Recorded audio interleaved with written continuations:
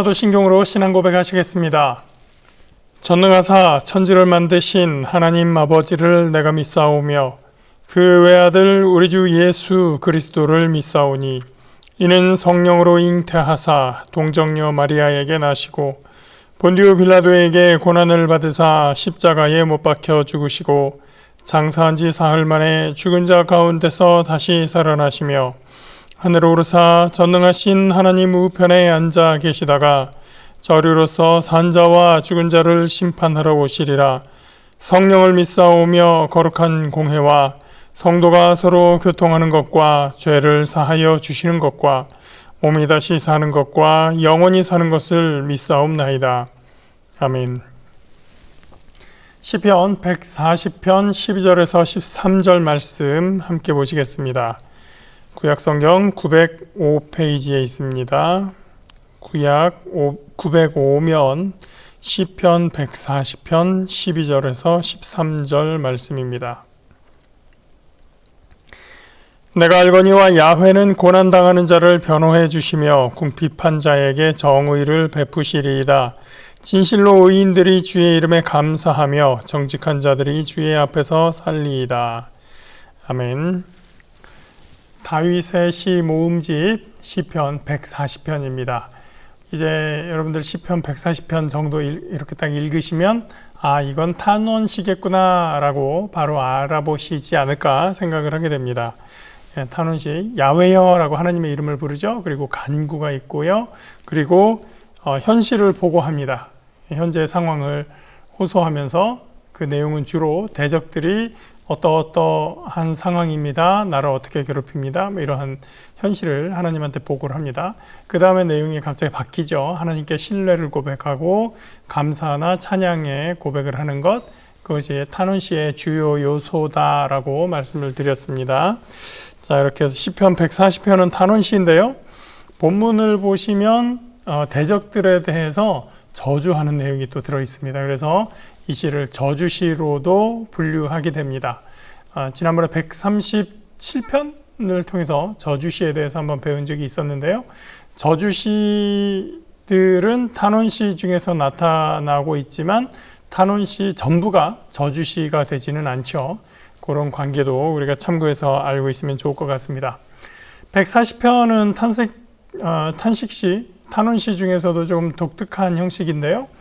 앞에 얘기했던 하나님을 부르고 간구하고 현실을 하나님한테 보고하고 탄원하는 이 내용이 두 번 반복해서 나오게 됩니다.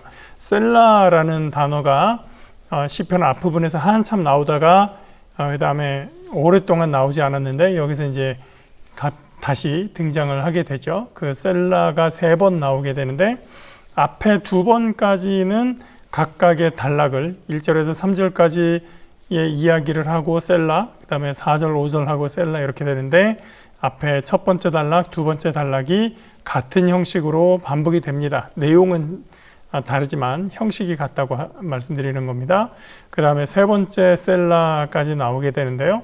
세 번째에서는 이제 단락의 형식이 조금 구분이 달라지게 됩니다. 자, 그렇게 해서 셀라가 3번이 나오면서 하나님께 구하는 내용이 반복이 되게 되는데요. 구조를 보면 방금 말씀드린 것처럼 1절에서 3절 그것이 한 단락, 그 다음에 4절, 5절이 하나의 단락이 되어서 하나님을 부르고 그 다음에 구해달라고 하나님한테 간구하고 그 다음에 현재 상황을 하나님한테 호소하는 그런 형식으로 첫 번째, 두 번째 단락이 형성이 되어 있습니다.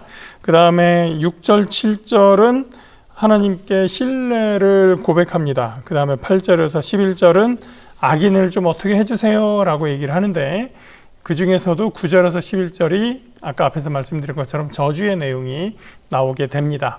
그리고 오늘 읽은 12절, 13절 마지막 부분이 하나님의 성품 또는 하나님이 하시는 이 일에 대한 신뢰의 고백이라고도 할 수 있고 하나님의 하시는 일에 대한 찬양이라고 또 할 수 있는 부분으로 이렇게 구성이 되어 있습니다.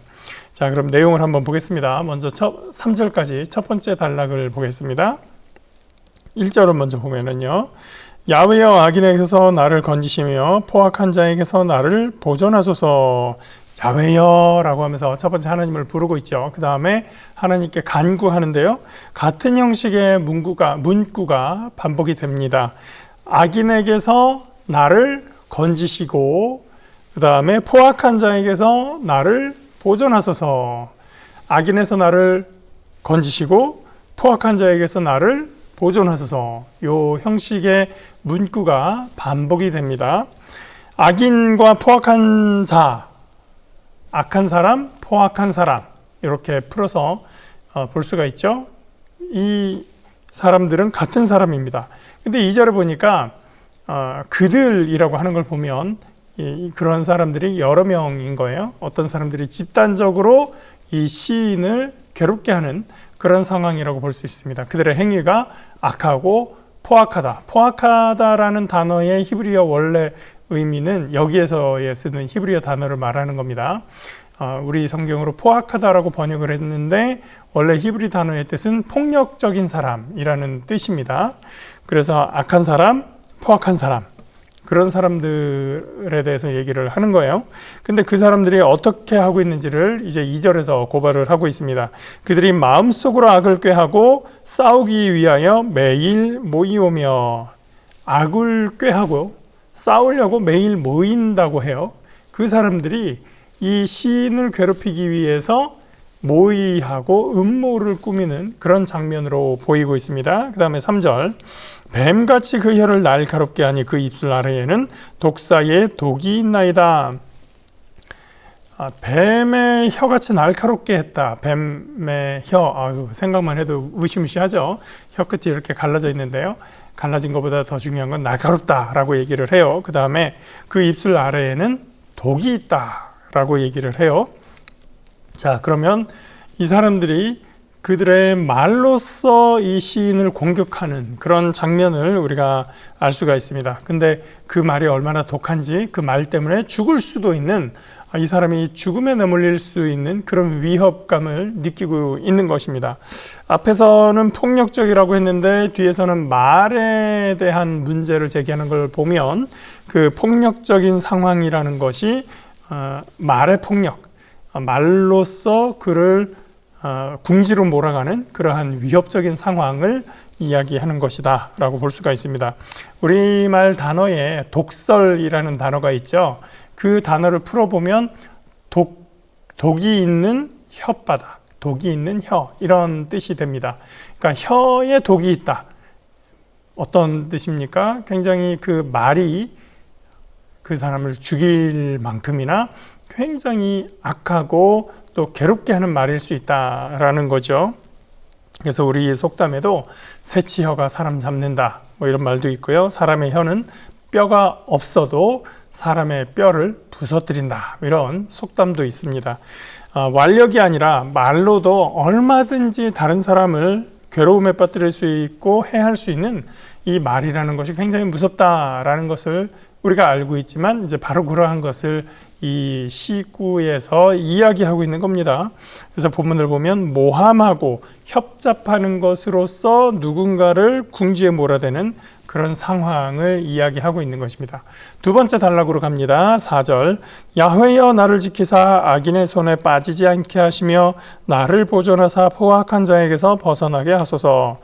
야훼여라고 이제 또 하나님을 부르죠. 그 다음에 악인과 포악한 자가 또 나옵니다. 악한 사람, 포악한 사람. 이 두 가지가 이제 앞부분에서 얘기한 것이 그 사람들이 다시 등장을 하는데 같은 사람들이죠. 형식도 마찬가지입니다. 같은 형식으로 나를 지키사 악인의 손에 빠지지 않게 하시고, 그 다음에 나를 보존하사 포악한 자에게서 벗어나게 하시고, 그렇게 같은 형식으로 하나님께 구하는 그런 문구로 구성을 하고 있습니다. 그 다음에 세 번째로 그들이 또 어떻게 하고 있는지를 다시 고발을 하고 있는데요. 그들은 나의 걸음을 밀치려 하나이다. 정상적으로 걸어가고 있는데 뒤에서 확 밀치면 앞으로 꼬꾸라질 수가 있겠죠. 그러니까 내가 의식하지 못하는 사이에 갑자기 나를 넘어뜨리려고 하는 그런 모습입니다. 뒤쪽에서 미는 것만 문제가 아니에요. 5절을 보니까요. 교만한 자가 나를 해하려고 올무와 줄을 놓으며 길 곁에 그물을 치며 함정을 두었나이다. 올무와 줄, 어떤 겁니까? 밀렵꾼들이 산에 있는 짐승들을 잡을 때 설치해 놓는 것이 올무죠. 그 다음에 동물들이 막 지나가다가 어디 다니는 길이 있을 때 거기다 줄을 쳐놓으면 가다가 폭 꼬꾸라질 수가 있겠죠. 그러니까 걸어가면서 뒤에서 거는 것도 문제지만 발 밑에 올무가 있어서 내 발을 탁 낚아채는 그런 올무가 있을 수도 있고, 혹은 줄을 앞에다 설치해 놔가지고 내가 가다가 발에 걸려서 넘어질 수도 있는 그런 상황을 이야기합니다. 그 다음에 길 옆에 그물을 놓습니다. 그물을 설치해서 내가 뭔가를 건드리면 이렇게 그물을 확 잡아채는, 영화나 만화에서 많이 나오는 그런 장면들 있죠. 나를 사로잡을 수 있는 그런 상황이 있고, 혹은 함정이 파져 있어요. 그래서 가다가 함정에 푹 빠질 수도 있죠. 그러니까 걷는다는 아주 보통의 행위, 우리 사람이 하는 가장 기본적인 행위조차 위험에 빠뜨릴 수 있는 그런 위협적인 상황을 지금 이야기하고 있습니다. 그런 현재의 상황을 하나님께 고발한 후에 시인은 하나님께서 나와 어떤 관계였었는지를 떠올리게 됩니다. 6절 말씀. 내가 야훼께 말하기를 주는 나의 하나님이시니 야훼여 나의 간구하는 소리에 귀를 기울이소서 하였나이다 라고 하는 걸 보니까 옛날에 그랬다는 얘기죠. 과거에 내가 하나님께 그렇게 기도를 했어요. 그랬더니 7절에서 어떻게 되었습니까? 내 구원의 능력이신 주 야훼여 전쟁의 날에 주께서 내 머리를 가려 주셨나이다. 전쟁터에서 머리를 가린 것, 무엇이 생각나십니까? 투구죠. 투구로 머리를 가리고 있으면 그래도 머리가 다치지 않고 아주 큰 위험에서 내 생명이 보존받을 수가 있습니다. 그런데 그것이 그냥 투구가 아니라 하나님께서 내 머리에 투구가 되어서 하나님이 내 머리를 보호하신다라고 하면 굉장히 안전하겠죠. 그렇게 하나님께서 나를 구하신 적이 있습니다 라고 하나님께서 나를 구하셨던 과거를 떠올리면서 기도하는 중입니다. 그런 구원의 하나님이 나에게 있었기 때문에 내가 구원을 받았고, 그때 죽음의 위기에서 내가 구함을 받았고, 그 하나님께 이제 다시 기도하고 있는 것이죠. 8절입니다. 야훼여 악인의 소원을 허락하지 마시며 그의 악한 꾀를 이루지 못하게 하소서. 그들이 스스로 높일까 하나이다. 악한 자들의 소원과 꾀가 이루어진다면 그 사람들이 얼마나 잘난 척 하겠습니까? 그들이 얼마나 자기들이 지혜를 잘 썼다고 좋아하겠습니까? 그들이 스스로 높일까 하나이다. 그리고는 대망의 저주의 부분이 등장을 하지요. 9절입니다.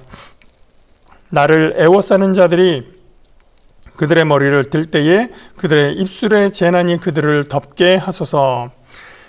시인은 전쟁의 날에 내 머리를 덮어주신 하나님께 이제는 저들의 머리에 해가 가도록 기도하고 있습니다.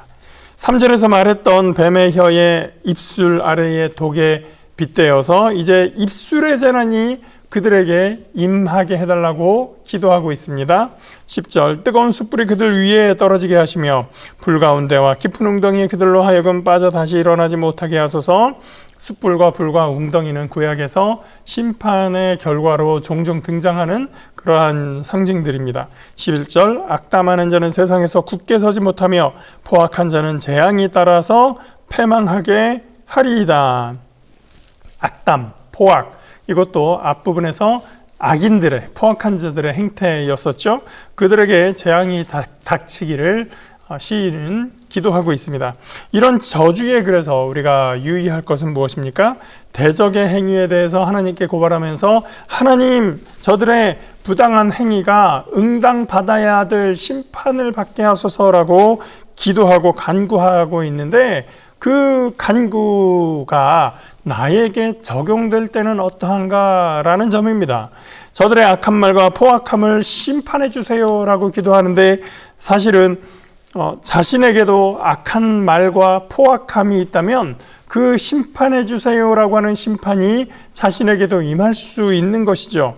우리의 말에 핑계 없는 무덤이 없다라고 얘기하는 것처럼 두 집단이 혹은 두 사람이 막 싸우다 보면 서로 내가 옳다라고 싸우고 있습니다. 사실은 둘 중에 하나가 잘못했거나 둘 다 잘못한 모습이 있을 수 있겠죠. 그런데 정작 싸우는 모습을 보면 자기가 잘못한 건 하나도 없다 그래요. 서로 상대가 잘못했다고 얘기하면서 싸웁니다. 각자의 얘기만 들으면 서로 나만 옳죠. 나만 의롭죠. 그래서 우리가 싸울 때 보면 한쪽 말만 들으면 안 된다. 양쪽 말을 다 듣고 판단해야 된다라고 얘기를 하는데, 그것도 잘못 들으면 우리가 중심을 제대로 잡지 않고 어떤 증거에 의하지 않으면 이 사람 말을 들으면 이 사람 말이 옳은 것 같고 저 사람 말 들으면 저 사람 말이 옳은 것 같고, 그러한 상황을 우리가 많이 느끼게 됩니다.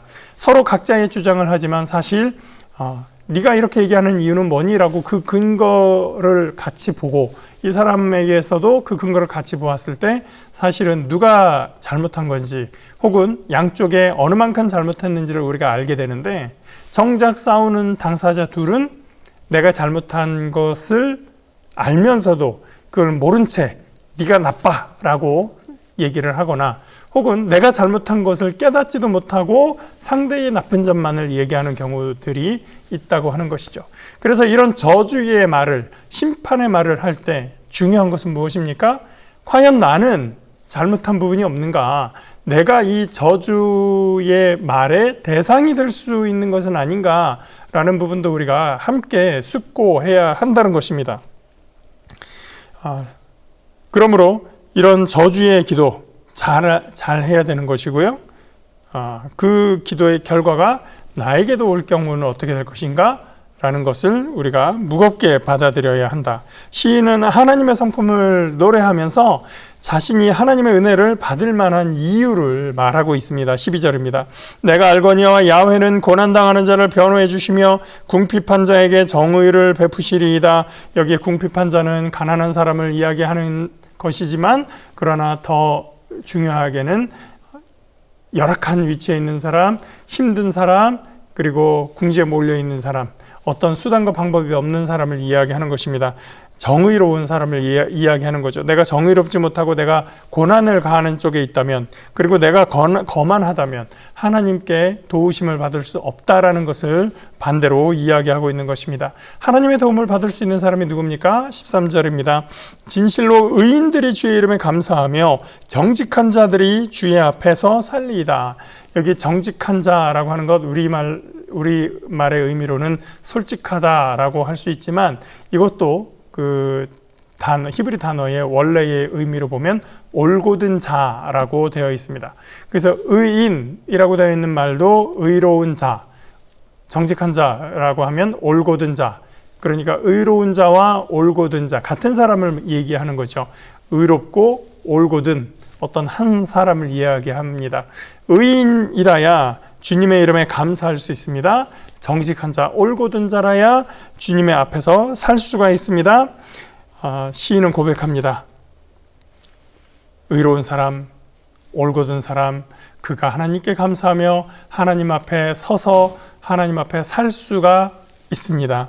이 말은 시편 또 다른 시에서 말하듯이 하나님 앞에 의인은 없나니 하나도 없도다라는 말을 빌려서 본다면, 과연 우리 중에 누구도 그 의로움으로 하나님 앞에 온전히 설 수 있는 자는 없다는 것을 인정할 수밖에 없습니다. 그러므로 우리가 하나님의 도우심을 받는 것, 하나님의 구원을 받는다라고 하는 것은 순전히 하나님의 은혜일 수밖에 없습니다. 여러분, 그래서 우리는 하나님 앞에 더욱 겸손함으로 나가며 주님의 은혜에 감사하는 저 여러분 되시기를 주의 이름으로 축복합니다. 기도합니다. 하나님, 시인은 환난의 상황에서 하나님 앞에 구원을 요청하고 간구하며 대적의 심판을 기도하고 있습니다. 하나님, 그러한 기도, 심판의 간구 속에서 과연 나의 모습은 어떠한지를 다시 묵상해야 할 줄 믿습니다. 하나님, 우리의 모습이 악한 모습, 강포한 모습을 가지고 있지는 않은지, 과연 우리가 부당한 싸움을 싸우고 있는 것은 아닌지, 하나님, 우리가 우리를 스스로 돌아볼 수 있게 하시고 하나님 앞에 의로운 자로서 정직한 자로서 온전히 설 수 있는지 우리의 모습을 돌아볼 수 있게 하여 주옵소서. 이 우리의 부족함, 우리의 연약함, 우리의 죄스러움을 인하여 예수께서 십자가 지시고 우리를 구하셨사오니 우리가 그 은혜를 더욱더 깊이 묵상하며 하나님 앞에 감사하고 또 주님 앞에 더욱더 겸손한 삶으로 설 수 있도록 인도하여 주시옵소서. 그래서 주님 앞에 거룩한 주의 백성으로 설 수 있도록, 주님과 함께 살아갈 수 있도록 우리를 인도하시고 복되게 하여 주옵소서. 감사드리옵고 예수 그리스도의 이름으로 기도합니다. 아멘. 하늘에 계신 우리 아버지여, 이름이 거룩히 여김을 받으시오며 나라가 임하시오며 뜻이 하늘에서 이루어진 것 같이 땅에서도 이루어지이다. 오늘 우리에게 일용할 양식을 주시옵고 우리가 우리에게 죄 지은 자를 사하여 준 것 같이 우리 죄를 사하여 주시옵고 우리를 시험에 들게 하지 마시옵고 다만 악에서 구하시옵소서. 나라와 권세와 영광이 아버지께 영원히 있사옵나이다. 아멘.